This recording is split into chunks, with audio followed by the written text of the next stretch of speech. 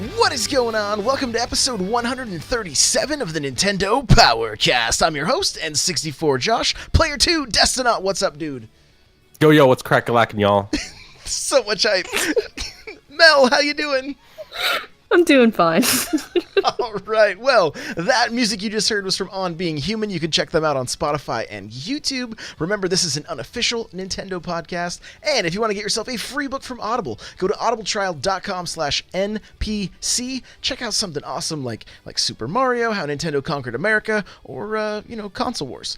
The chair I'm sitting in is from OP Seat. If you go to n64josh.com/OP Seat, there you'll automatically save $10 at checkout, and all the chairs and desks have free shipping right now. So, n64josh.com/OP Seat. Let's get to the announcements.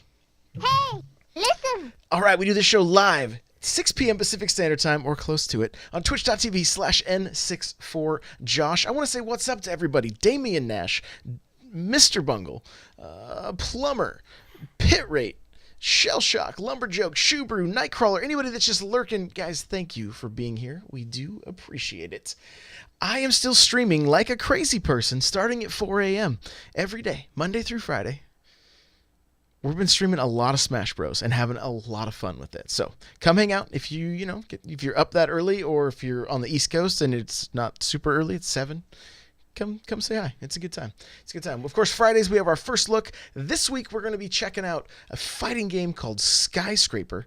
I was sent a code from the devs, and there's a chance we're going to get the developer on the show here, so we can get to know a little bit more about this fighting game called Skyscraper.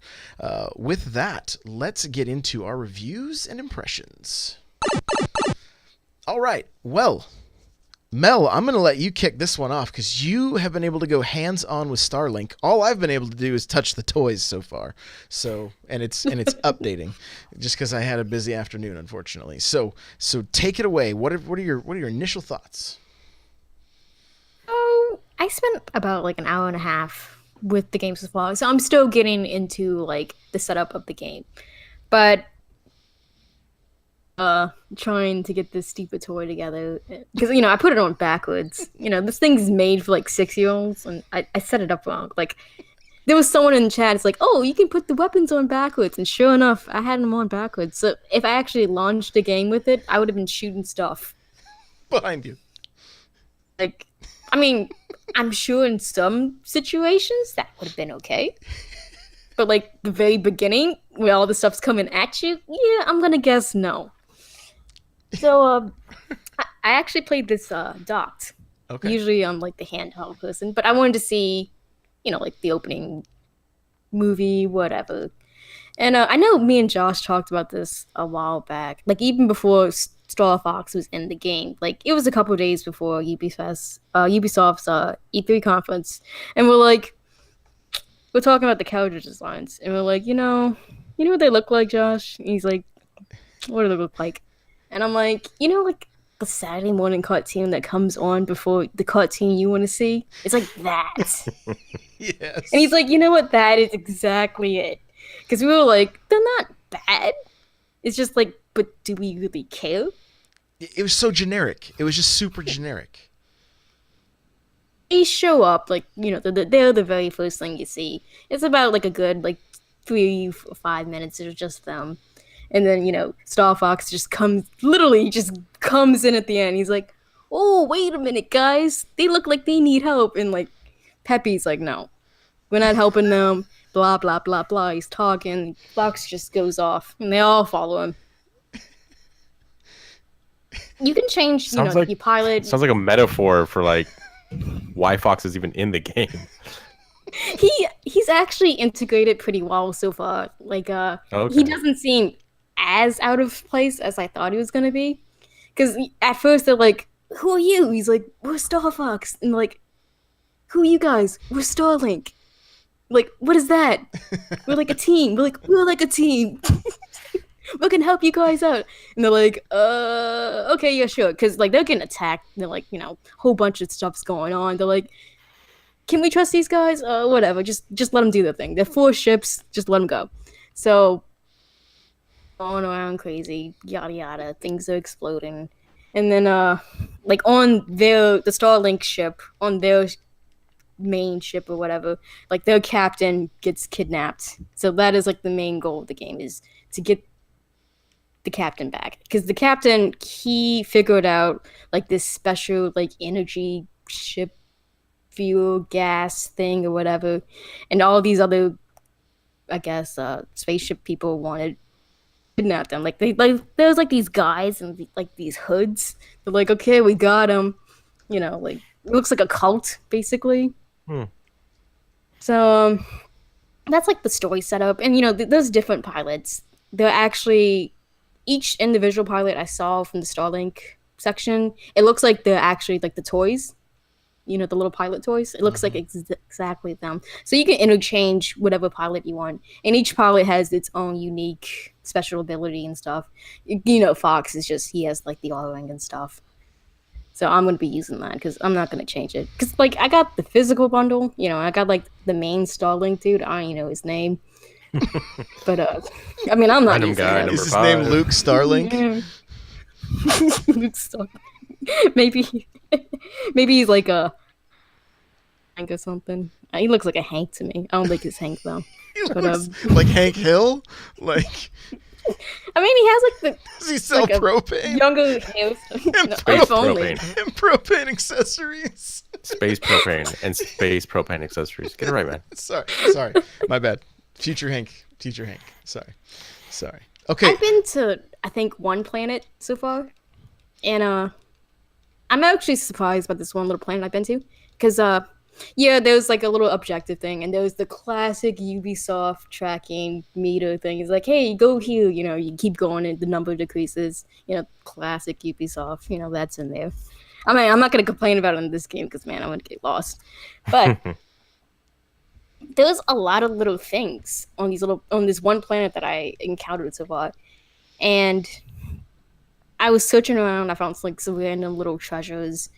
You can, upgrade your ship, because like you can upgrade your weapons. You can upgrade your pilot.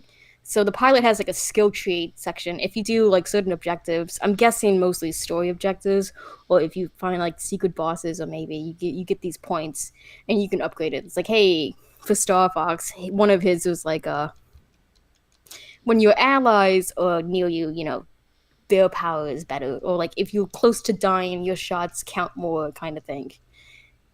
And the weapons too. Like for right now, I just have the ice missiles and like the fire missile thing, whatever that came with the game. Right. I did a couple of upgrades already, and like this is just me just going around the planet. Oh, like usually when you get to these planets, they have like one visual style. It's like, oh, this is like the ice planet. This is like the desert planet. But this one so far that I've only been to different environments on this one little planet, and I think there's like 5 or 7 planets all together. I'm not sure as of right now, but yeah, I was surprised. And they give you a map too, so you can planet you actually saw, and it kind of looks like a Super Mario Galaxy when you go around the planet. It's like that. You can actually go around the planet. It's like like, exaggerated. it's like, oh, I didn't encounter this tiny little speck at the back of this spew, kind of thing. And I actually really like the weapons in this, because I didn't know you can combine them. So like body, and then like hit him with the fire thing, and it becomes like this special mixture attack kind of thing, and it does more damage like that. Any bosses so far? I just had like these little mini reactors kind of thing. And I haven't seen too many enemy types, but again, I'm still like in the first planet. And I had like some space pirates in space before I got to the planet. And even in space, there's still little things you can encounter and check. So you can scan stuff. I don't know what it's for, but you can scan stuff. And like I somehow encountered like an animal that was like infected with some kind of disease or something. And I pulled this little off of it, and I saved it. I don't know what that does, but I did that a couple of times already, so I'm saving these little animals. So Possibly for no reason. or I mean, is there I don't- side quests? actually a side quest too. Like I just unlocked like the very first one, and it showed me how to like, oh, you can ignore your main objective for this side quest. You can ditch the side quest whenever you want, kind of thing. You can come back to it. Interesting. Did that, and it seems like the dialogue for like Star Fox not generic enough. Like it's still like a Star Fox flavor, and he's actually kind of funny because like he has to talk to like this guy. He's like in this little toy thing or whatever, and the guy's like, "Well, I don't know who you are," and he's like, "Star Fox." He's like telling him, he's like, "Hey, blah blah blah sent me." He's like, "Okay, blah blah blah sent you." What does that tell me?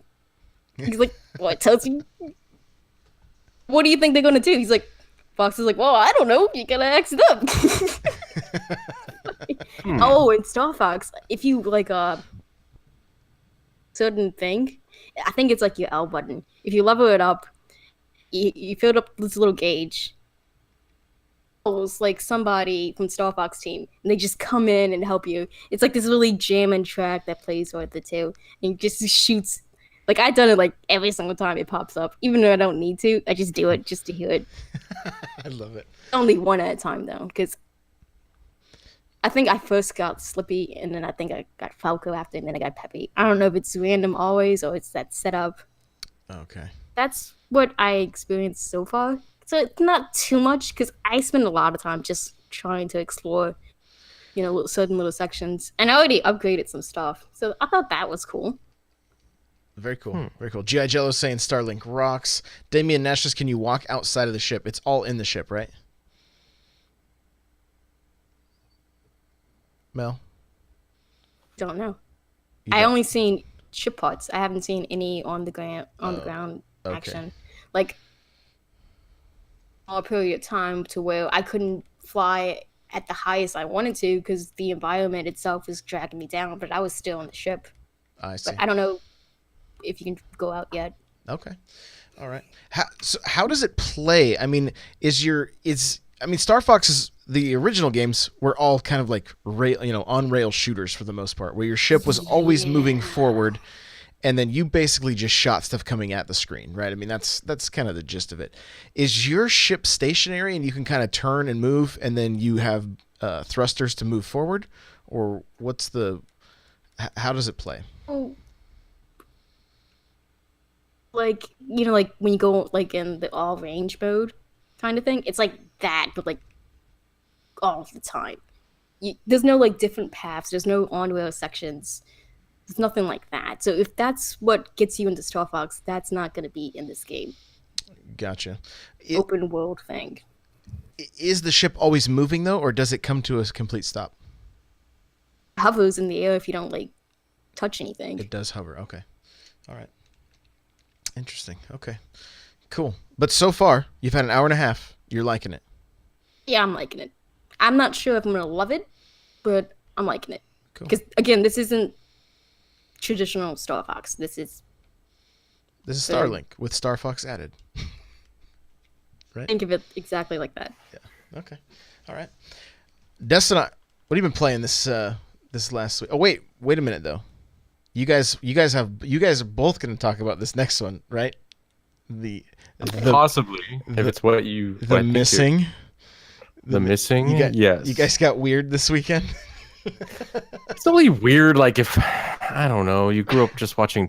Well, I was gonna say Teletubbies, but that's pretty weird. Yeah, super weird. Maybe it's right up your alley if you grew up watching Teletubbies. No, yeah, the missing. I'm gonna try to describe this game without giving any spoilers, and it's gonna sound like your parents trying to describe something semi-teen to adult to a child. Yeah, so it's like I'm nervous right now.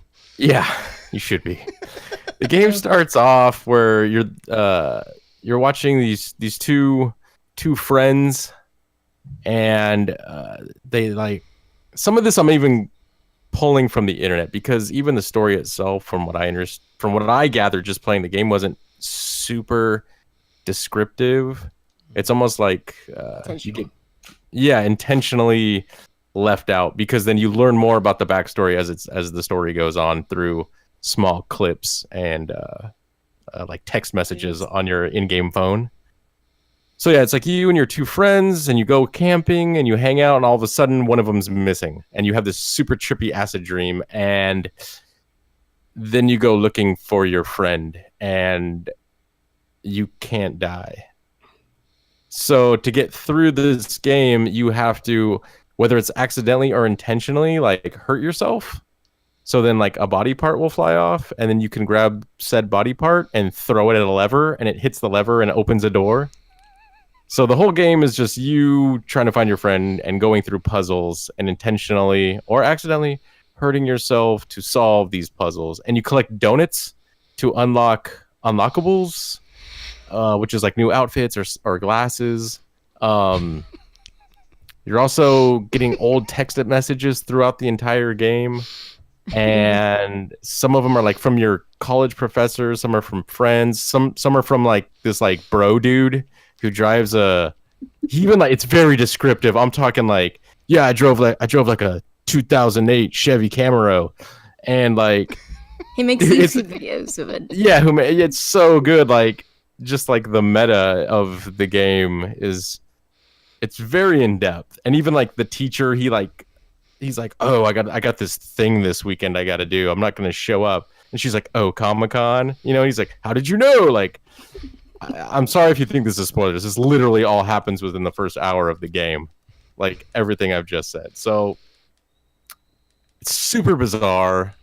It's super out there. This is not a game if, like, you're like, should I get The Missing or should I get Call of Duty? Like, if you're having that debate, you probably are going to go with Call of Duty. So, but it's just super bizarre, super out there. It's everything I love about video games because it's not the traditional, I'm going to grab a controller and fight the bad guy. I don't know, Mel, go ahead and jump in. I don't want to take up all the time, but... I wanted to let you go first because I didn't want to overstep something. Oh, okay. Yeah, I wanted to make sure I finished it.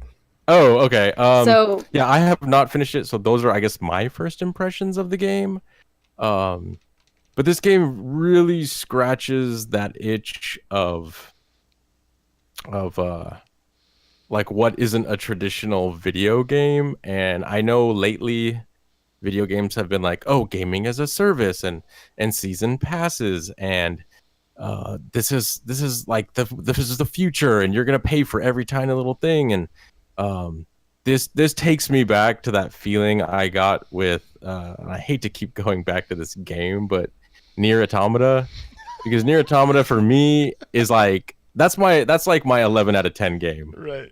And I think I don't remember where I said I might have said it in your chat a while back. Like Nier Automata literally ruined me for video games. I finished that game and I'm like, what am I gonna play next? Oh, Splatoon. Like I've done this. I've played that. Like this is no different than any other game other than, okay, they switched up the ink, but it's like, right. It was just on that level for me that was, like I said, like an 11 out of 10. And this game, while not the same, it takes me along that same path. And I'm just like, this is just like I said, a lot of places or a lot of companies have done gaming as a service, which is fine. And financially for the company, I think that's the best option. But Josh, you had I don't know, do you want to call it like an online disagreement with an individual one time, and they said games are art, and you were like, but they still have to make money, you know? And they were like, you don't know what you're talking about. You know, that It was, you know, when I say it was a heated argument, it's like, this is Twitter after all. It's like, you know, 140 characters of heat. Yeah. So, but this game, I think, makes an argument for not that games have to be art or games have to be a service. I think it's a medium, and just like movies, how you have like, you know, action movies, you got horror movies, comedies, like it's the same medium, right? But it's a different approach to how you want to use that medium. And I think games are the same way, more or less. So this what I would say is the art game, you know? Yeah. Whereas like a Call of Duty or like even to some degree like Mario Kart, even though I find Mario Kart more, you know, and that's the thing, they don't have to be one or the other. they can have like a very good art style, but be a game with microtransactions. Sure. It doesn't just have to be like, oh, this is a service game. Oh, this is an art game. This is a story game. You know, it's like, you know, this is why we have third-person action RPGs. You know, with MMOs with RPG. Yeah, elements. MMOs with RPG elements. Like I don't even know my own shtick. I do. It's not down that rabbit hole I've gone. I've already said too much. There's black helicopters circling.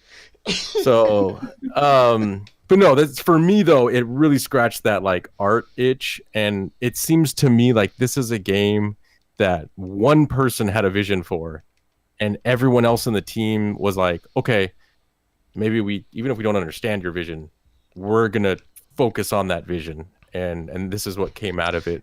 Because maybe they locked him in a room by himself and said, "We're gonna keep working on what we're working on. Have fun." Yeah, this isn't blue enough. Make it bluer. You know, like, yeah. Okay, so I'm done with my little first impressions. Obviously, I love the game so far. Mel's is probably about to ruin my hopes and dreams. She's like, "Well, you haven't gotten to the end yet, so." But no, that's just my impression. So, but okay, yeah. What do you have to say, Mel? I actually can't wait until you finish it because I want to see your actual thoughts. Because man, this one, like, this is bizarre about it. I played a game, body attachment thing before. We're called Never Dead. Because I remember running this from Blockbuster. I was like, man, this is gonna be awesome. It's gonna be fun. I played it for 2 hours. It was like one of the worst games I've ever played in my life. I actually went back to Blockbuster and gave it back to them. I'm like, look, just take this game. I don't want it. So this whole ideal of the whole body thing, yeah, it's disturbing. Yeah, it's still out there, but it wasn't enough to put me off this game. And the first like hour or so, like, man, and I played this on a break too. So, like, people noticed, like, my reactions to this. And, but, well, you're on a train, and you have to light JJ on fire. And there was, like, this one little tiny water thing, you know, just putting her out. And I was like, oh, my God, just stay lit. Everybody needs to stay lit. And then, like, a guy walking past, you know, the room. He's like, yeah, stay lit. Woo! Woo, bro! He came over and did like some little hand, you know, fist bump thing. You know, I couldn't do it, but like, I couldn't explain to him like what I was doing. Did he put his fist out and you shook his fist? Tell the truth. No. I did like the top, you know, the bottom, and then like the middle. But then he did something else added after. I was like, I don't know what this is. But he's like, yeah, stay lit. That's a positive message. That's what you need to do. And I'm playing like this really depressing game here because the game actually opens up. It's like, hey, that pop up. One of them, the first one I think is like, it's okay who or what you are. So you're like, okay, whatever. I don't know what that means. And like the next one's like, hey, this game's gonna deal with suicide. This game's gonna deal with body attachment thing. It's going to deal with depression. It's going to deal with identity crisis. And it actually does all of these things. It's just done through a slow-paced message. Most of these story parts through the text messages. And like the first couple you get, they're just like mostly silly, you know, kind of thing. Like the Star Wars thing he mentioned, the guy with the car in his YouTube videos, like he pretty much begs you nonstop, like, hey, watch my latest video, comment and like and subscribe. Like he's doing like in almost all of them. So he was the guy at work that fist bumped you. maybe he was. So, you know, and then this is sounding like an episode of Black Mirror, by the way. I just want to throw that out there, like. So, you know, you slowly get the story through these text messages. And you mostly get these text messages like after you complete a certain section of the game, or you get like enough donuts. Because like the main objective for like side quest stuff is like to get these donuts. They're called sleepy donuts, you know. They're just donuts, you know. You don't think much of it. But you can get like alternate costumes, you can get gallery artwork. And if you actually get all of them, you get something really, really nice. But I can't spoil that because that way. Now I have to go back because I've already missed like 2 donuts. Great, thanks. I missed like a whole bunch. Like I missed Okay. like 60. So when I was finished, because Oh my god. you know those sleepy donut guys, they Mhm. give you 10. I missed like Yeah. 4 of those. So I pretty Ooh. much beat myself. Yeah. Sleepy So, because that's another thing. Like you don't really know when a chapter kind of ends, because it doesn't flash on the screen. It's like, hey, chapter 2 is finished. It's like pretty much when you go to a new section, you should just assume you're in a new chapter. Like exit out of the game, you can go and chapter select and go back and play a chapter again. Ah, okay. So, while playing this, I just felt awful. Just seeing this poor girl just yell and tell like when she's getting put on fire, she breaks her neck, or like Oh yeah, it's yeah, actually Josh. really done. Yeah. Really I done watched well. I watched a little bit. Like I think that just the video on the eShop, I think where they like have the wrecking ball, like Mm. That's one of my basically favorites. mangle her so that she can make it through this tiny like she wouldn't fit otherwise. Mhm. Yeah, she ricochets. Yeah. That's one of my favorites actually. But This is not gnarly. that like I'm getting like pleasure out of that. It's just the level, puzzle design. Thank you for is nicely clarifying done. that. Have to, because otherwise y'all gonna think I'm crazy. But actually really done well, because like if she's on fire, like her voice is like, hey guys, like it's like that lower amount, like if you were actually a large amount of fire. Like I'm like, wow, that attention to detail is really nice. So midway through the game, I was getting used to like these awful things happen to him. Like, yeah, okay, JJ, yeah, I need you to like cut off your arm. Like, I need this to like move this thing. But then it's picking up, it's dropping all these little hints. I didn't get it at first because the game is about acceptance. What exactly acceptance you have to be accepting of, or what the game is trying to teach you, because that kind of gives it away. But character JJ has, but it's not really a problem. It's just a problem her environment is treating as one. So wait, say what she has. Say what she has. It cut out. she has. It's just a problem, Oh, okay. but it's not really a problem. I see. Okay. Around her is making it as a problem. Most of the supporting cast actually is in support of JJ, though. It's mostly like her mom. Like, out of all the things I played, like these little text messages I was looking forward to. Like I was just waiting for the next set of text messages moment.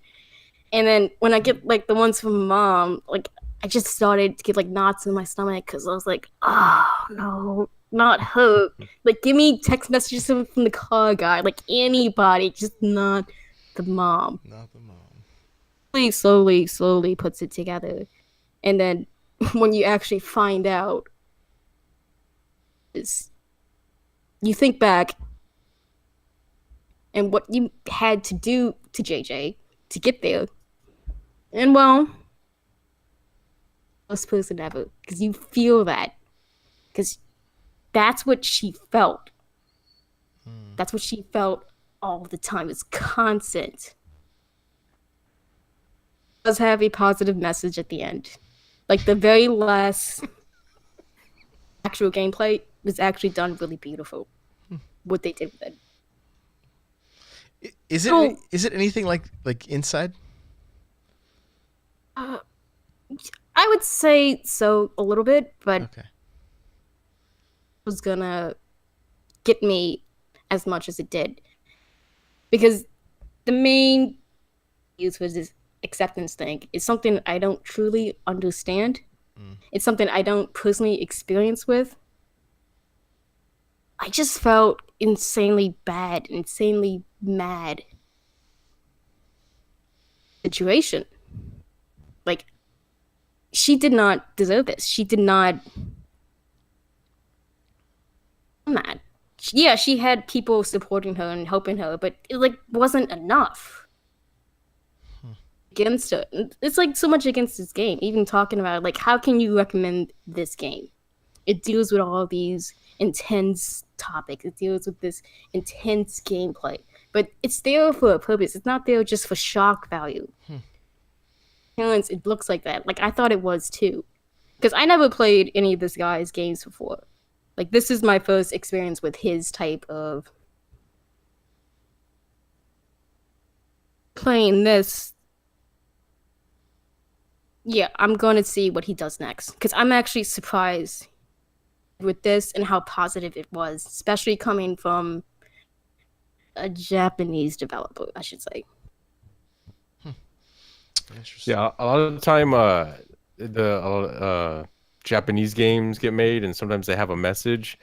There's like that lost in translation, and some people resonate with it, and other people they're like, what is this? Why am I looking at this scantily clad Japanese schoolgirl going through this situation? You know, and it's just whereas someone that lives there and maybe ingrained in that culture, they would probably be like, oh, I totally get this. You know. I'm right there with Mel's when it comes to like recommending, like, how do you recommend this? You know, it's one of those things where I would recommend it to anybody only because what I got out of it, or what, you know, I'm not done with it, but it's like what I get out of a game like this versus what, like, say Josh might get out of a game like this versus like what Mel's might get out of it could be totally different. And I think it depends on like your life experiences. Like for me, the first game that I got emotional about, and it was a very brief emotion. I wasn't like bawling, but the first Mass Effect game, and I went through it, and I don't know. Can I give spoilers about Mass Effect? Has the statute of limitations gone up? Okay, so at the very end of the game, there comes to a point where, you know, you're with your buddies, you get this squad together, and you defeat the evil and everyone's triumphant. Well, then your character, there's like this event that happens and it looks like this person gets killed, you know, and, you know, it's like the cavalry arrives and they're like moving the debris away, and they save your two friends. And, you know, the one guy's like, where's Shepard, you know, and the character like shakes their head like, oh, you know, like Shepard didn't make it. And at the very end, like, the guy sees some movement off in the distance, and like the music ramps up, and we finally got to a point in video games where like the technology was good enough to show like facial emotions, and it's like everyone gets surprised, and then your character comes like limping out of the rubble, and it's like at that point the music is like at its peak, and like you can see these people are happy, and then your character like gives like the smallest little smirk, and like I didn't cry, but like I'm just like, oh, I got a little extra moisture in here. Like, what's going on? But like, I don't know, Josh, you played that game. Did you get that emotional at that point, or was it for you? It was just like, you know, okay, cool, I beat this game, or how did you feel in that circumstance? I'm guessing not much because I don't even really remember it. Okay, so see, it didn't strike the same chord with you. Is there different he's a endings? robot. Is there different endings with that game? Josh isn't real. Well, the good ending, bad ending, who you choose to pick for your crew, it's the same, because the part, you know, you defeat that guy at the end in the space station. Yeah. And I'm talking about Mass Effect 1, not Right. 2 or 3. It's just been so long. Even though I beat the game twice, I don't even remember. I got like all the achievements on that one. That's like my only 1,000 point game. The only So game I I had got to beat emotional it. on was Super Metroid when I was like 12. Like at the very end, I'm like, You used up all your emotion there. That was it. That was it. And I was like, Dad, my Metroid died. He's like, shut up. What's a Metroid? Yeah. So I mean, just like Mel's, like she said, like I can't wait to see what's next. Like I can't wait to finish this game because I want to talk about it with you after you're done. Yeah, because I mean, like I said, already just seeing this game, and I know we talked briefly about, because I was like, wait a minute, isn't this the same guy that I was like, well, actually, I was like, doesn't this looks like something that the guy from Deadly Premonitions would do? And you're like, it's the same guy. So I'm like, okay, because I never played Deadly Premonitions, and most people here might not even heard of it. And they're like, you're just making up stuff. But yeah, like, what is this fake game you're talking about? But no, if you look it up, and if you have no interest in actually like, I haven't played it myself, but I've seen videos, and I'm just like, this is like the bizarrest episode of Twin Peaks ever. Like, that's what that game is. So that's the kind of like I guess mentality that went into making this game. So yeah, What I've been I'm excited to hearing. finish it. Now that Melza says she finished it, I'm gonna have to go like pull an all-nighter. Yeah. So yeah. And you actually get more out of it if you play it again too. You get some extra little text messages. Oh, and it cool. implies more story. Because I'm like in the middle of my second playthrough, and the Mhm. second playthrough actually goes pretty fast because you get the ability to put yourself, well, like you can set yourself on fire. You can pull off an arm. You don't have to like go and Oh, throw okay. a body. So it moves a lot faster. What? What? The story of the game, once you finish it, like the weirdness, it actually makes sense. Like this is not like his weirdest game. It's still weird. Mm-hmm. See the ending, you're like, oh, that meant this kind of thing. Like there's no, oh, it kind of, no, I think, no, it is that. Be left with anything. Like any questions after. You just like, oh, that's what happened. That's why it was weird. Kind of thing. The chat says the ability to set yourself on fire reminds me of NBA Jam. A little different, I'd probably say. Yeah, a little. Not quite the same. Just a tad, So I guess Yeah. we're just gonna keep the theme of like kind of weird games going because I played The World Ends with You on the Switch, and I love the story of this game, even though there's a lot of reading. I know, everybody, don't faint. Okay. It's very bizarre. You're kind of just thrown in, and you're like, what is happening here? I want to understand. People are vanishing. What are these reapers? Like, it's like you really kind of don't know what's going on. The controls are where I'm having the biggest problem. And I've talked to a few different people online. Some people are like, oh, I got used to it after a while. And like, I don't know. Is it bad that I don't want to have to play a game where I have to get used to something like using the Joy-Con as a pointer on the if you want to play docked? I don't know. It just seems really strange to me. I had a number of different people. Some people agreed with me. Some people told me to shut up and get over it. It's just Twitter, right? So, gotta. Isn't that classic Nintendo though? Well, this is Square. This isn't even. Yeah, I'm but just the saying, like, oh hey, get used to original a new game control was good, scheme. I don't. A minute, and I was watching it. Say that again, I Mel. don't like. You were streaming it. I was watching you, and I was watching the point control thing, and Yeah. I was just watching, and I was like, "This is weird. Like, I don't know if this is gonna work." Most people would be like, "Yeah, I'm not gonna try this. I'm not gonna buy it." But like after seeing that, like I kind of see if I can do it or not. Like I want to see if I can do it. So I'm actually more interested in this stupid game now because it's awkward, It's- unorthodox control style. And I mean, I actually don't want to be like too negative about it. Like, it wasn't broken. It wasn't like, oh, I can't play this way. It was just one of those instances that I haven't felt in a long time, like since the Wii or the DS, where it's like, no, you're forced to use the stylus. You're forced to use motion controls, right? Like it's the lack of options, I think, that's the most frustrating. And it didn't feel super natural. I mean, it worked, but you're literally trying to like hold different buttons down and swipe on the screen at the same time, and then you're trying to do stuff in a rhythm so that the other character with you can do some attacks, and it's just I didn't get a chance to play it handheld. I really wanted to before we did the show, but it just didn't work out, and so really fun story, very intriguing, like sucks you in immediately, like you want to know more. You want to know more about the you can see there's the main character is like this angsty teenager with some depression, and you're just kind of like, what is going on here? There's just a lot of questions, a lot of intrigue, and then you've got this control scheme that's just kind of like gonna take some getting used to.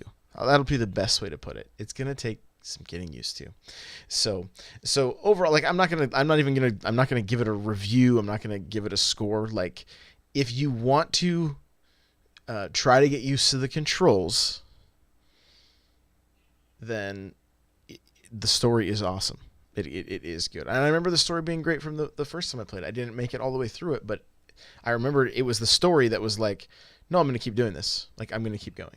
I'm going to keep going. So, and the game's selling okay. And I think everybody has kind of these expectations like, okay, this game needs to do well enough so we can get another one. Because there's, some people wanting a sequel. Well, it's like, I don't really feel like it's the consumer's job to like go, well, I'm going to buy this even though I don't really like it. Like. But that's how, very niche fans feel. Yeah, it is. And it's, a niche within a niche. I guess if you really want to try this game, but you don't want to drop the $50 on it, pick it up on your phone. It's also on mobile.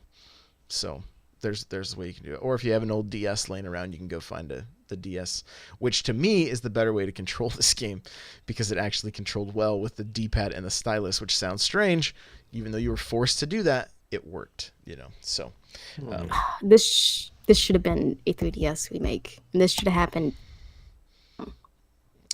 Yeah, that would have been good. My hot take on this, but I'm still want to try this little control scheme. Yeah, and Like, give it a little time. It may you may find some used copies, where you can actually. GameStop's typically got that 7-day policy where you can try something out. GameFly, that's also an option. GameFly is another option as well. So, yeah. The last thing I wanted to talk to before we get to the news is I did spend more time with Super Mario Party, and we jumped into. I was trying to figure out without looking it up. I was trying to figure out how to unlock the other characters. I still haven't found out how to do that yet. And there's a few different things that have kind of intrigued me about this game. One, you have this area that you enter once the game starts that you can choose the different modes. Okay, you can choose your board game, you can choose the rafting game, which I'm gonna talk about the rafting game for a second. Really fun. Like my wife and I just played together. We couldn't get our kids to play with us, so we're just losers, I guess. But so we played with 2 computer characters, and it was fine. In the rafting game, like I feel like the rafting game was like a way better version of the car everybody had to ride in for Mario Party 10 and stuff. But it was done right. Like you have to paddle and avoid obstacles, and there's different paths you can go through, and you hit balloons in order to play mini games that you have to play. These are all mini games that are co-op. You're not versing each other. You're all trying to work towards a single goal to get more time to keep going down the river or whatever. Really a fun game mode. I was very impressed with it. I was like, this is a great addition, right? I was happy with the board seemed a little bit small overall, but just playing a regular traditional Mario Party, I was like, oh, this is great. Like I was loving it. Then you add this mode, I'm like, this is even better. Well, then we got into the other modes that you can play where you lay the Switch down on your table and play that way, or you can do it in tabletop mode with 2 switches, but 3 of the 4 games you can just play on your television set. You don't have to play like handheld or like tabletop mode or whatever. There's a baseball game that's almost like an old school like mechanical arcade kind of is what it was, kind of like an arcade game in a way. Like you have one character that moves a lever back and forth to move the like would be your shortstop and your second baseman or your outfield, whatever the case may be. It's just 3 areas, like they're giant gloves, and if the ball goes into them, falls into one of them, it's an out, right? And if it misses one of them, if you can hit a single, you can hit a double or a triple or home run, that kind of thing. And so my wife and I were playing this super simple version of baseball, just going, this is super fun. Like we were having a great time with it. And then there's other puzzle. There's you've got to create 8-bit characters with you got 4 puzzle pieces that show up. You got to put them together. We had a great time with that one. And then I'm actually trying to remember off the top of my head. I can't remember what the other one was, but I know we were digging all of them, but the baseball really stuck out to us. So the more time I spent with that game, the more I like it. Still frustrated with online.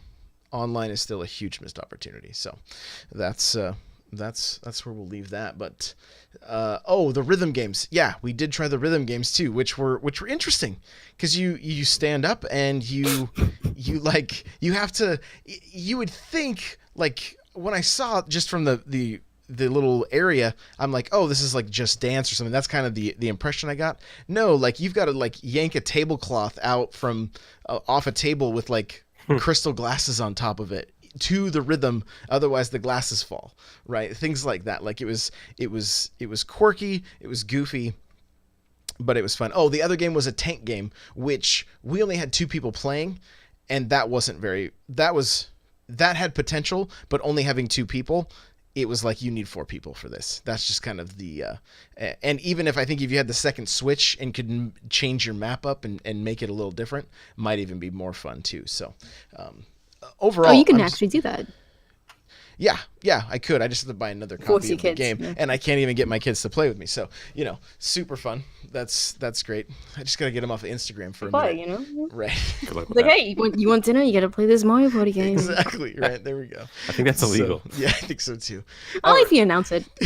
Yeah. It's Yeah, not, only if you get caught. that will not happen. My kids get their dinner all the time. Let's Sure. let's get to the news.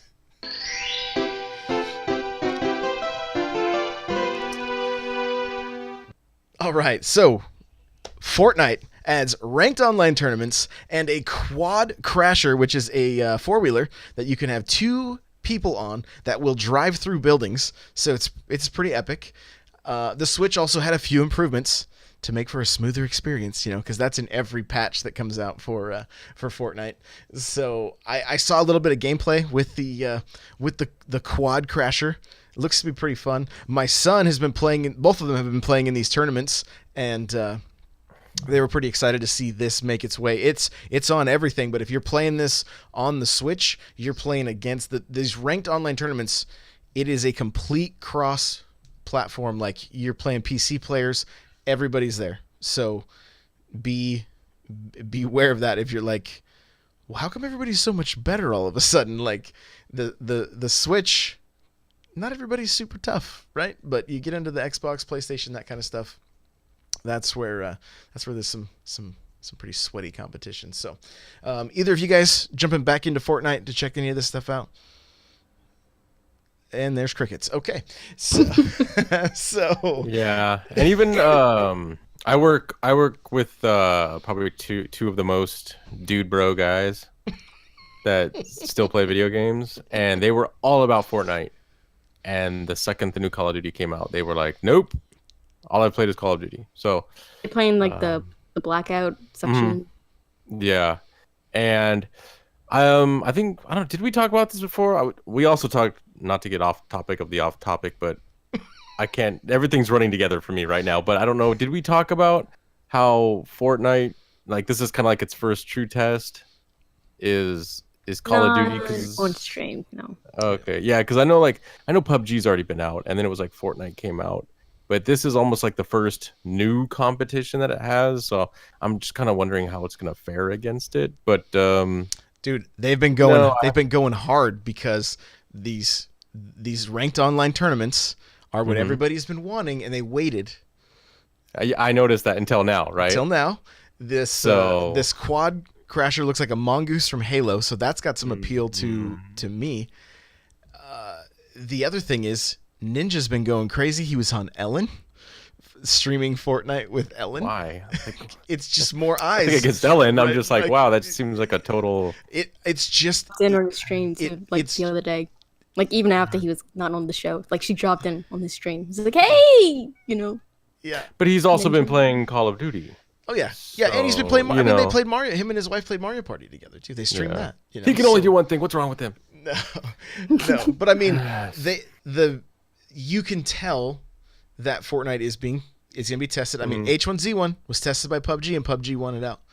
Yeah. I would say Fortnite beat out PUBG, but PUBG's still around. It's not like they've disappeared, right? Yeah. And I think they're still a successful company. Honestly, I mean, I think Call of Duty is going to have some initial hype, and then could potentially die back down. And because it's first person, not third person, that could still be a factor into people going back and forth. But I know for me personally with Fortnite, like I just lost interest. I'm like, it's very monotonous. It's the same thing over and over again. And you have those fun moments where it's like, oh, you get a crazy headshot and things like that. Like, don't get me wrong, I'm not saying Fortnite is bad or not fun. but I just felt like it ran its course for me. Like I kind of like the grind doesn't really seem. I'm not all that into it. I wasn't. I'm kind of like, why did I even buy the most recent season pass? I've not done a single challenge on it. So. But yeah, it's a good point. I wonder how it's going to fare. But I think things like these tournaments coming out, like 4 days after Black Ops. I mean, that wasn't by mistake. I can guarantee you that. Even 4 days. Hey, they were nice, Yeah, right. They gave him the weekend. Yeah. So, but you say it all the time, like the competition, like in the industry is good, and this is a solid case for that. Yeah. Well, and like would we have gotten this eventually? Yeah, I'm sure. But the fact that now there's a competitor, oh look, here's this other mode, or here's this other map pack, or here's these other features, and then what does Black Ops do if that competition is still there and healthy? They're going to come out with something, and then it's just going to go back and forth. And in this case, this is whenever the consumer wins. You might have to pay for it because hey, we live in that type of world now. But yeah, I think it's good for both parties. And the other thing too is I just wonder if the games are different enough that people will play both of them. That will continue to play both of them, because you have one that's a first person shooter with a real quick, a very fast time to kill, and then you have Fortnite with a slow time to kill and building, which completely separates it from anything else that we've seen. And and now when they're starting to add these faster vehicles and things like that, it kind of has that Halo vibe. And the competition we saw in the past was always first-person shooter versus first-person shooter, Halo versus Call of Duty versus Battlefield. Like those were kind of the ones. And then you had Overwatch and stuff come in and kind of change the face of first-person shooters in a way where it was like, oh, this is different. This isn't military. This is a Saturday morning cartoon. That's super awesome. So. I think everybody's gonna win on this one for a while. I think Fortnite is still just too big right now. And I mean, you can't even go like on Instagram or anything without seeing little kids doing all the Fortnite dances. Like it's just everywhere. It is everywhere. I see tweets and stuff all the time. It's like it's crazy. It's crazy. What were you gonna say, Mel? God, there's a whole bunch of Halloween costumes. Like, they're not official Fortnite costumes, but people are going in signs like, hey, we have Fortnite costumes. And they just put a whole bunch of Fortnite-looking crap next to each other. It's like, hey, come buy this, There's a llama.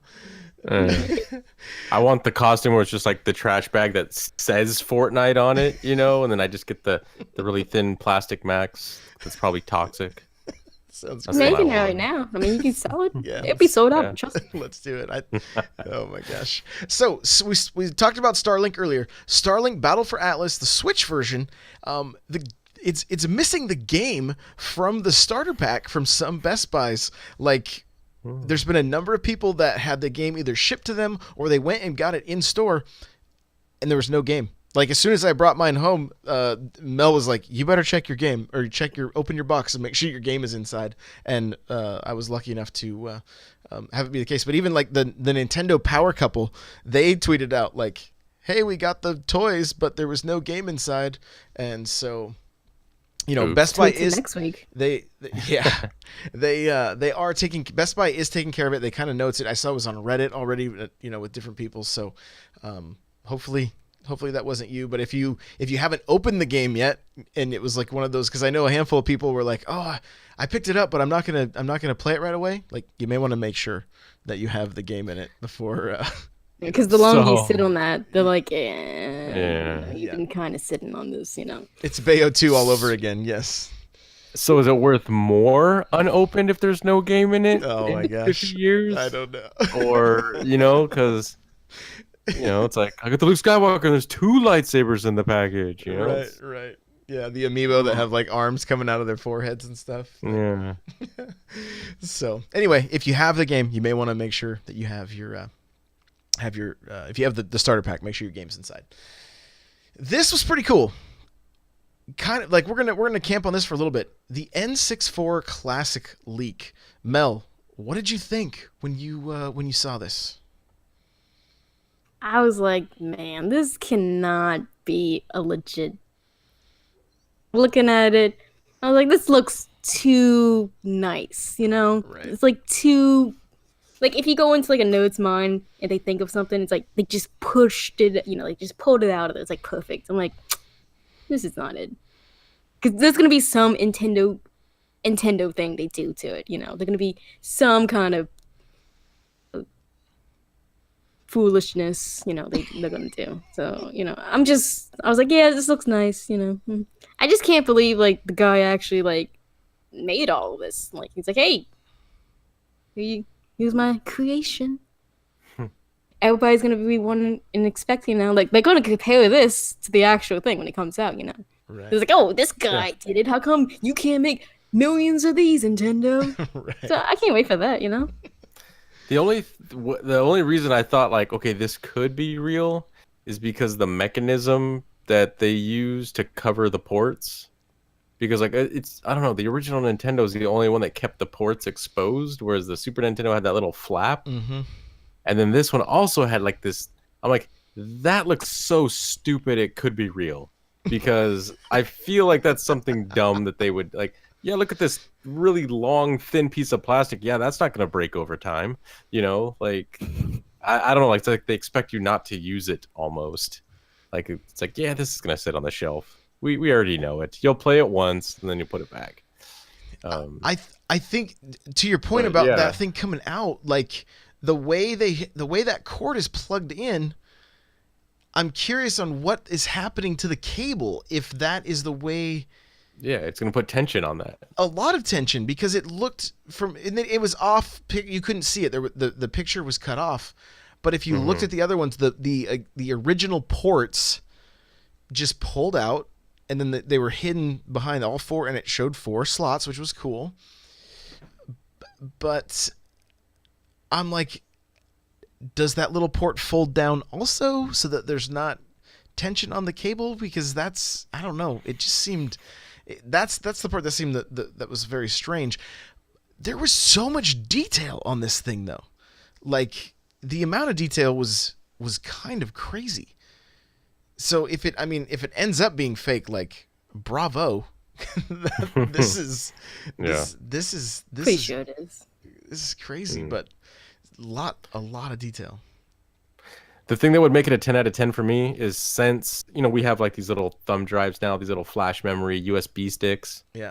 Like, what would really make it like a 10 out of 10 is if you pull that cover off and it's got the expansion port, and that's actual RAM that like plugs in, that if you remove it, you know, and you go to turn your system on, it's like, oh, error, fatal error.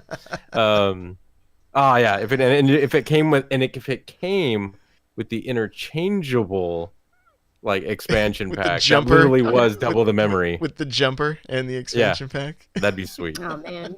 Go ahead, Nintendo. I know you're listening. I would lose that probably, or somebody, you know, little kids everywhere losing. I too. He's like, just in case I lose this one. The only way I think they can make these systems better, and who knows, maybe they'll come out with the deluxe version next year for twice the price, Don't give me this. is if it was actual little carts that actually were the games. Like a DS card. I don't know what that would do for the used GameStop market, but Because they just started getting back into that. Because before, like years ago, they're like, we don't want this N64 crap. We don't want these PlayStation. Now it's like, please give us them, please. We need them.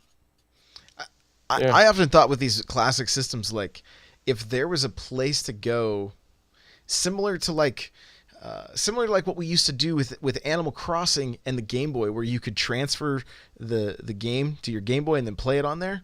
But like they are so against emulation and things like that. Like, why not sell a memory stick that you could plug into the back of it that has more they could easily add games to these systems, you know, because other people are, right? Other people are no problem. So It's like the first thing to join.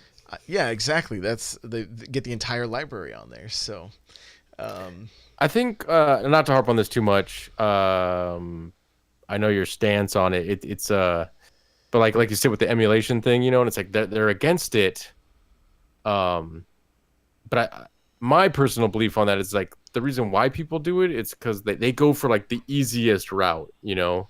Sure. Like look at iTunes. Why was iTunes so popular? Because you could get just about any song you wanted for like 99 cents.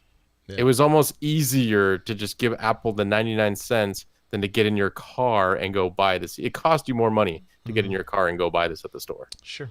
So yeah, if Nintendo made, it's something that was just like the Super Mega Pack, you know. Well, even and It could be Benji's saying, $60. Benji's saying I don't want a thumb driver, and that's fine. I'm sure they could put a website together that you plug your system in, you download the games that you want for it on the system, and then play it, and then go back and do the same thing, and charge a Netflix for it, charge something, and get the other. I don't know how it's. I mean, there's so much the business side of all this, right? All the licensing and everything. It's just you're never gonna get everything. There's just no way. Like Ninja Turtles and stuff like that, So Totally not. no, it's not happening. The licensing is just lost, unfortunately. So dreams. But We can dream. I'm still. I want to get an announcement. We haven't had anything official, right? All we know is that there's like some trademark stuff or patent stuff, and then these pictures, we don't know if they're real or not. Fingers crossed. I want to see the console wars with the PlayStation 1 and the 64 this holiday. I think it would be great. I don't have it in my notes here, but I did remember seeing, and I don't have a ton of details, but supposedly, and if Pudding is still in the chat, he might be able to help me out here. On the 18th of October, Mel, do you know where I'm going with this? There's something with Nintendo of Canada. Yeah, I saw that, but I had no clue what he meant. I don't know if it's a Puddin' Canadian thing or if it's actually something worldwide or something announcement. Well, he mentioned something about having to go to a mall, so I'm not entirely sure. He may be able to answer it while we're Or maybe in it's chat. like a mall tour, like we have those every now and then. Mall tour. So they Debbie teased an Gibson gonna be there? event to Arcade in Montreal. So which is a barcade. So I mean, who knows? Maybe they're showcasing the Mario Kart machine. That they've the VR or whatever. The ones you sit in and you like put your hand up to grab your shells, things like that. Like, who knows? Maybe That sounds like maybe it's something like that. So, but there is something happening, and then. I mean, I think we hear it every week, but there's all kinds of rumblings about some kind of a direct of some kind. Like we keep getting like there's just all kinds of leaks and stuff. But again, nothing confirmed. I don't think it's this soon. It's probably like I don't think so either. like away, kind of thing. Nightcrawler says mall tour. What year is this? 1999. So, No. but anyway, our Tiffany's gonna be there. if you're in Montreal on October 18th, go check it out. Let's Go Pikachu has 151 master trainers. Mel, break this down for us real quick.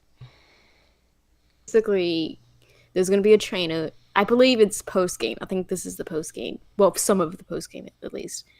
Basically, Pokemon is going to have a master trainer of this. So there's going to be some guy. He's like, "Yep, I'm the master trainer of Weedle. If you want to beat my Weedle, you have to use yours." And apparently, they're going to be like, super something.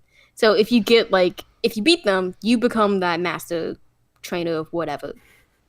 So it encourages people to use more than a handful of these Pokemon. It encourages people more to not just use one Pokemon, usually your starter, I know none of you guys would ever just play the entire game just using your starter. Just No, Pikachu all never. day. No, that's insane. Nobody would do that. But yeah, so if you want to be like the master Charizard trainer, you got to beat that guy's Charizard, stuff like that. So you can collect all these little titles. I'm sure you're going to get something. I don't know how difficult they're going to be, but they should be in the actual game, like the main story, because that's what it sounded like to me. So that's a little fun, news about Pokemon. We are exactly 1 month away from it today. So close. Interesting. Let's get your Pikachu, get your Eevees, all that fun stuff. Get your Mews and your Pokeballs. Right? I Milton. so want to be into this game. I just can't be. It's just not. It's not at my core. I'm gonna try really hard. I'm gonna try. I'm gonna try. I was just too old when it came out. I don't know. I can't. I tried. The closest I got was Pokken Tournament. I love that game. Yeah. Best digital version of Paper Rock Scissors ever made. Right. But I mean, yeah, it's not the same. So, and then Pokemon Go has a few Gen 4 Pokemon that are now in the game. And I found out today that I can use... Actually, I found out over the weekend because these guys gave me a lesson in Pokemon Go after we got done streaming on Friday, which it made for some good laughs. But I can have the app running on my watch, and I do like 10,000 steps a day, no problem. Like, I'm gonna be getting candy for days. I can't wait. maybe hatching eggs, Yeah. candy. Oh, it's gonna be all that fun exciting. stuff. But this is the first time they've just kind of drip fed the Pokemon into into instead of just because Into Go. they kind of just would open the floodgates, right, for the first 3 generations or the first 2 generations, I guess. Just about, yeah. But for this one, for some reason, they only gave us a handful of these guys.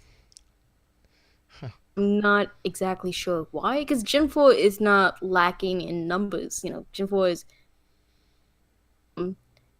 And I know there's like a special, I think, event grade going on right now with the little bitty lion, like the early Gen lion from Gen 4. I don't get it. I guess they trying to tie this into like maybe a Halloween event, like maybe the ghost type Gen 4, maybe they don't do something special with them. It's like, hey, they're gonna pop up more, they're gonna be shiny, they're gonna have a special move. I don't know. Like, I don't get why they're doing this compared Like a to Gens. Mimikyu? Is that how you say it? That's it, right? That one is a Just ghost type. Say It's it called like one word. So I'm glad you stumbled backwards into that. I'm very glad. I'm trying to learn. I wanna learn. So, Can't believe it got me last week with that. oh, it was the best. It was the best. All right. Well, lastly for news, Diablo 3 Special Edition's making its way to GameStop. It's a GameStop exclusive. The dock has some artwork on it. The back of the tablet has some artwork on it. It comes with a case. All the content for the game, including Ganondorf and all that stuff. The Joy-Cons are just gray. And so I put a picture out on Instagram as soon as I saw this video, and immediately had like pretty good conversation on there. Actually, like they're like, I don't want Joy-Cons because I don't want to buy this, right? Some people were thinking like, oh, but it's the wrong gen, Josh. Sorry, Ribbonbell. Sorry. I'm trying. Some people were worried that like, oh, I don't want like another like neon Joy-Con. Well, I was thinking like, why aren't we getting like black or orange or gold or something with this bundle? And it's just the gray ones. I don't understand. Like, I'm not sure. Like, part of me's kind of wondering like, is this what? I don't know. I'm kind of thankful because it doesn't make me want to go out and purchase all these things, right? And Mel, you're kind of in the same boat, right? Like, you were like, if it was different colored Joy-Cons, maybe, but other than that, it's not all that appealing, right? Yeah, and like even with these Joy-Cons, we're seeing them bundled on later on just by themselves, or like in Play Asia, like we can get the fancy Mario Odyssey ones. We don't have to get that Mario Odyssey bundle. Like that's good for us like nerds, but like your average person, so like, oh, I need this bundle. But like for us, we're like, yeah, we can wait stuff out a little bit. We can try to play this market game here. Just a bit. Yeah.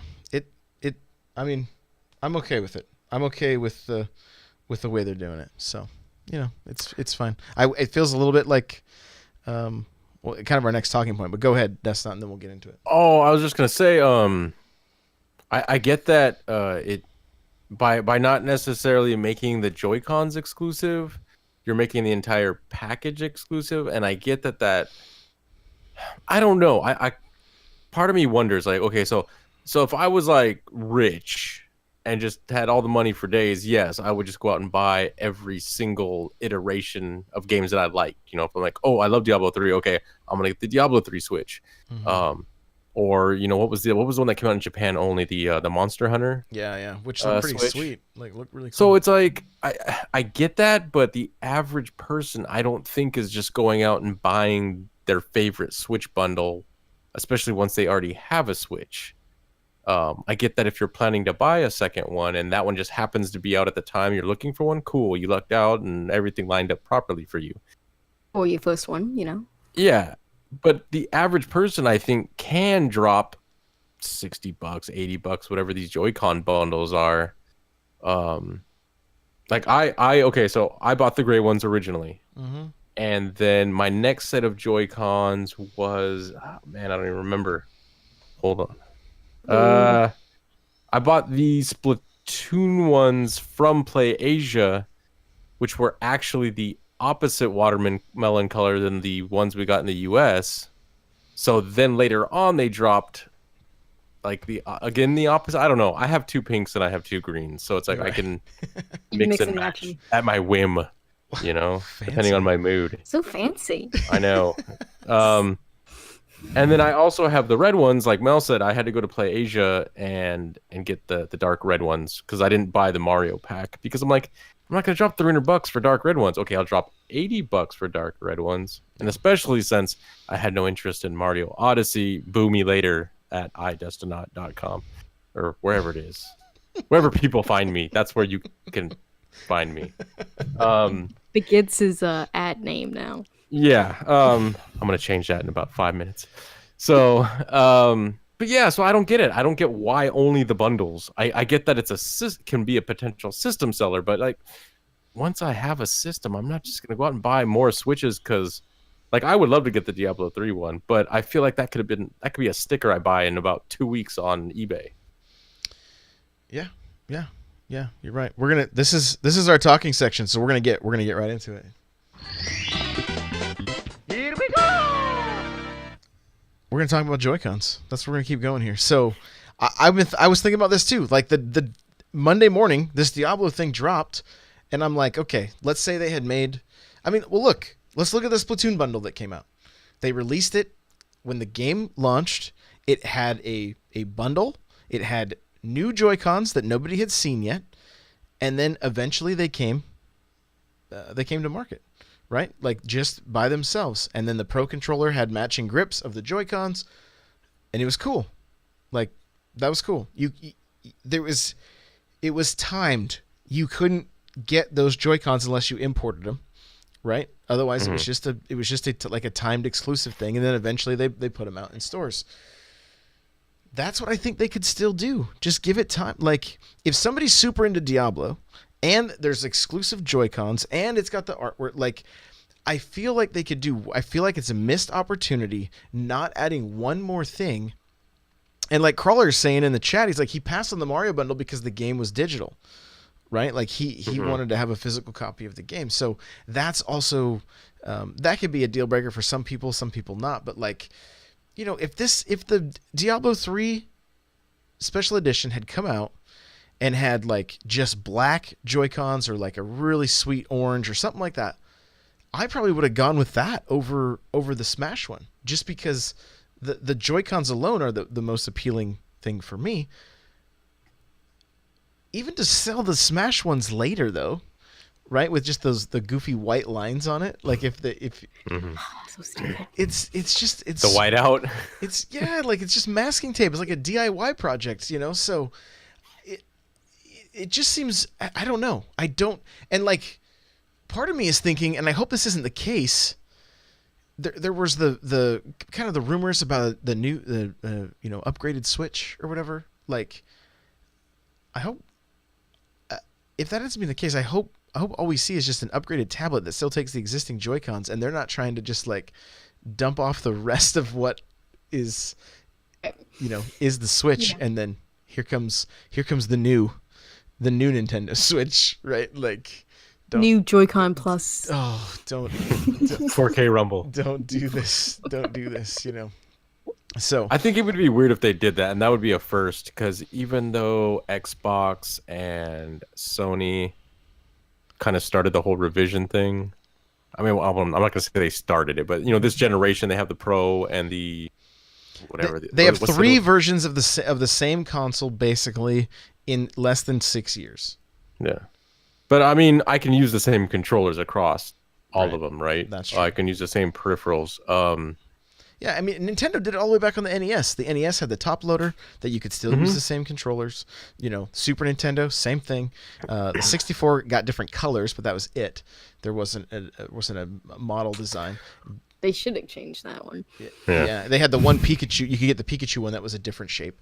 GameCube just was colors. There was not it went from indigo and black, and then they added a silver, and then I believe the what was it, like atomic orange or something in Japan. Spice. Yeah, there you go. Cheese. Yeah, and then the Wii ended up getting that little red slim one, and the Wii U, of course, was like, you don't even get a second model. This is what you get the Switch. The Switch is the second model. So I mean, don't get me wrong, too. The Xbox 360 and the PS3, I think, kind of really kicked off the whole. It's different, but it's not. The only thing that was different was the internals until they went to the slim version, and even then the internals were different because like Xbox had a 50% failure rate when they first came out with the 360. They like had to change the internals, because otherwise they would have it was already a catastrophe. It's like, okay, the only way literally they were in that situation where it's like, okay, we are literally at the bottom with this thing. We can only go up from here no matter what we do. So they had to do something. To talk about like if there is going to be a new Switch, I kind of feel like that's the direction they're going to go. Usually what they've done in the past, like Xbox and PlayStation, they'll put like a more power efficient chip in there, and they'll put a processor that's actually more powerful, but then they downclock it so that it puts out less heat. More efficient RAM. And I think especially for the Switch, if you start putting more power efficient parts in there, that just means better battery life. Like right off the bat as a byproduct. So that sounds beautiful to me. Yeah, and I mean, I think maybe even the screen will be more, even if it's still 720p, it'll just be more power efficient. It'll draw less power. So I don't think this new Switch model that they're talking about is going to be like, oh, the Switch Pro. I personally think it's just going to be more efficient, which even if they use the exact same battery, is going to be now, instead of going 4 hours, it can go 6 hours on the exact same charge on the exact same game. Sounds so good. Mel, did you play the Missing handheld or mainly docked? I played entirely handheld. Oh, I should have mentioned earlier. Like I did have a little stutter, but it was like loading between like the new section. It wasn't like doing the gameplay. It wasn't doing like the cutscenes. Okay. Because I a lot played of mainly fog. Like with the effects. Yeah, I played mainly docked. This game will melt your Switch. Like the fan was going full blast on this thing. So but that's because this game is I think it's a port. I don't think they built it on the Switch, because this game came out on every console plus the PC, which I still might buy it on, because if I were to make any gripe about the Missing, I would just say it's the texture quality. But that's such a minute thing. Like this isn't, like I said before, this isn't the type of game you would play for like intense graphics. But yeah, there was compromises, and I think with a more efficient system that's not melting your Switch, you get longer battery life. Maybe they could push the graphics like that a little bit more because they know it's not going to overheat.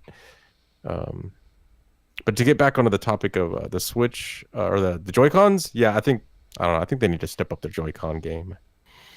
It's just kind of fun. I mean, some people like collect them, like it just. Some people being you.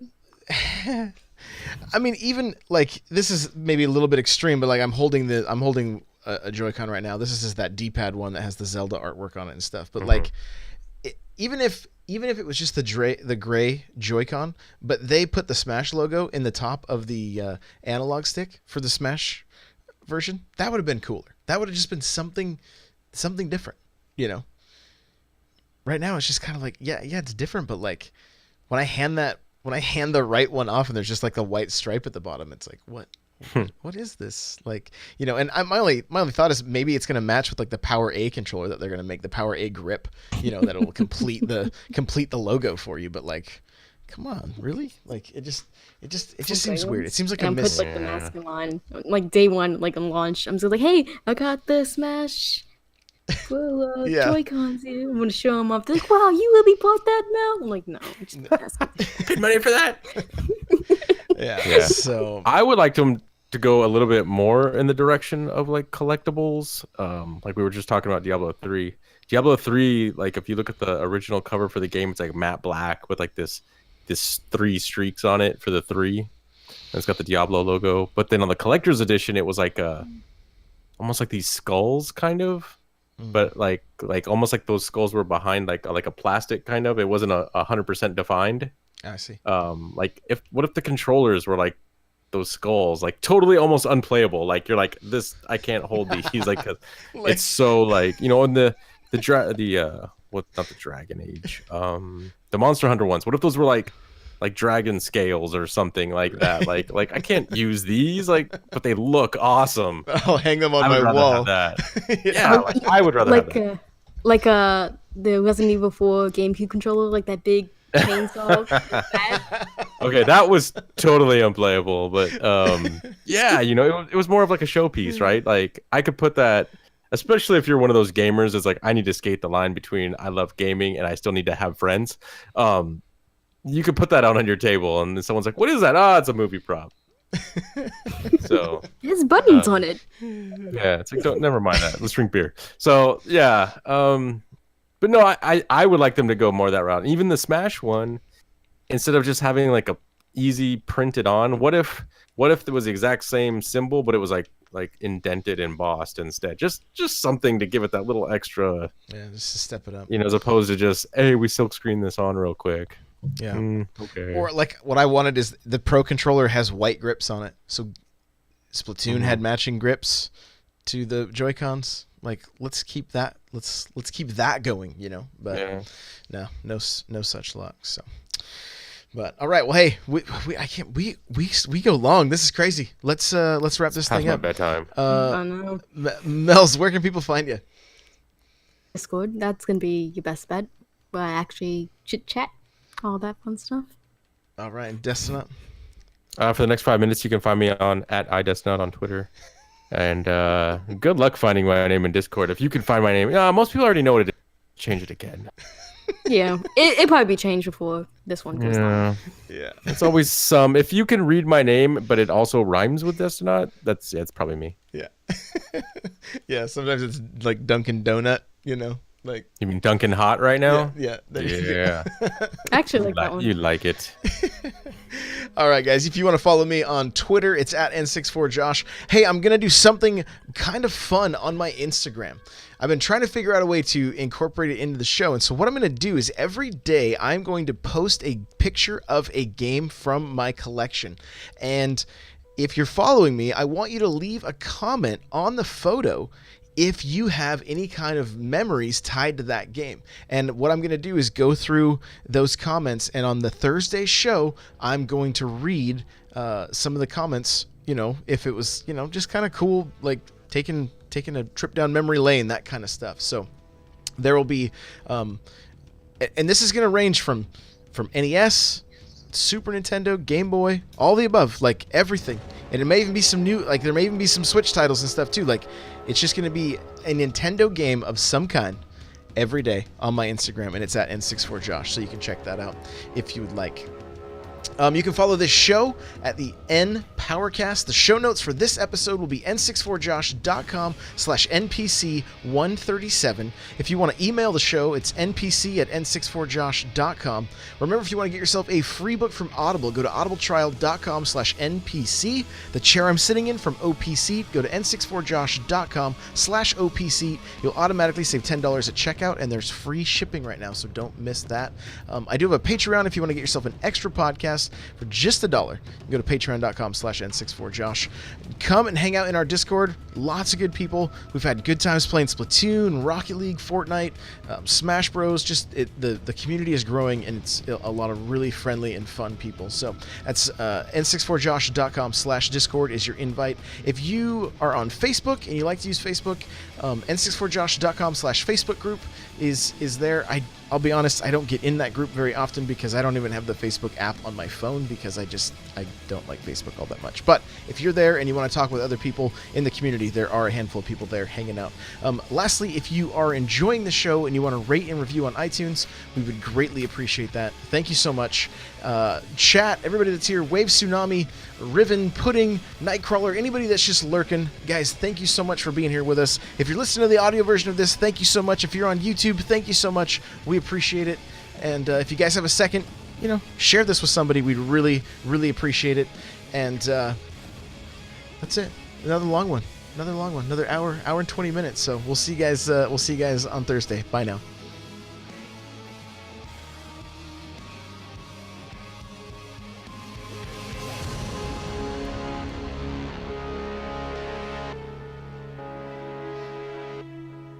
You didn't shut out little girl Scooter.